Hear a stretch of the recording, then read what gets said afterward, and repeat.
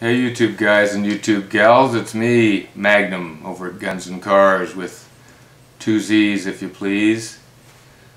I want to tell you a scary story tonight, so stick around if you're brave.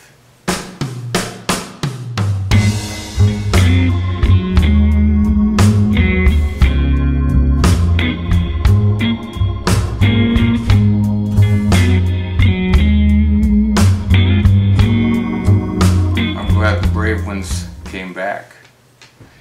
When I was 4 years old, my mother went into the hospital to give birth to my little sister. And I had to go over to my aunt and uncle's house to stay with them. Well, that evening it was time for bed, and my aunt told my uncle that he needed to read me a bedtime story. So we went into the bedroom, I got into the little twin bed, and he read me this story. It's the story of Little Black Sambo. Now, some of you may be familiar with this story and some of you may not be, because this book was banned for many years because it was thought to be racist. Actually, Little Black Sambo is a little boy from South India.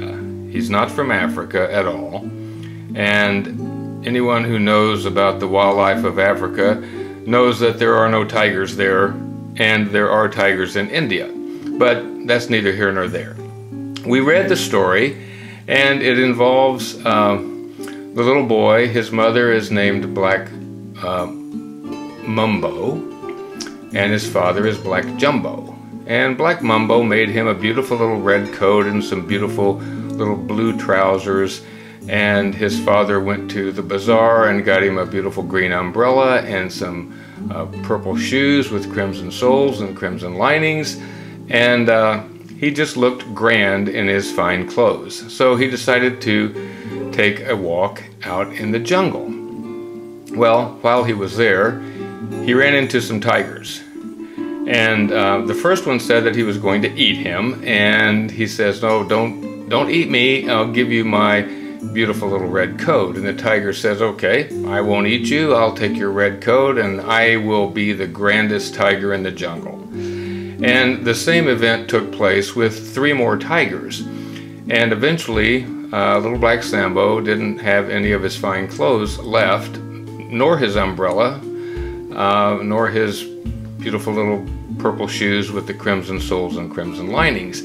And the tigers each thought that they were the grandest tiger in the jungle. But then they ran into each other and started arguing about who actually was the grandest tiger, and they got into a big fight. And they started rolling and tumbling and growling, and eventually ended up grabbing each other's tails and running around in a circle around a palm tree, going faster and faster and faster until you couldn't even see their legs anymore. And eventually they turned into a pool of butter.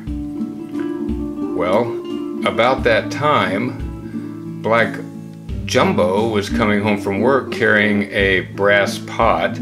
He found the butter and he scooped it up and said, "I'm taking it home to Black Mumbo and she can use it for cooking."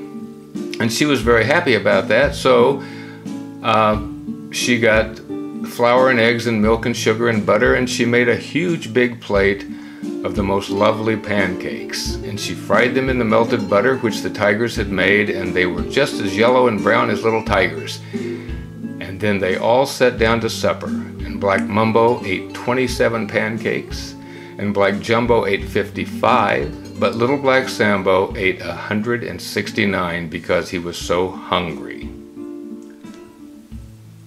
At that point, my uncle closed the book, laid it on the night table, and looked down into my eyes and said,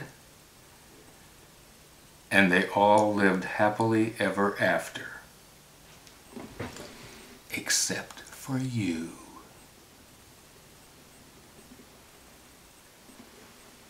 He turned off the lamp and left the room, And I can tell you that there was one 4-year-old little boy that had a bit of difficulty going to sleep that night.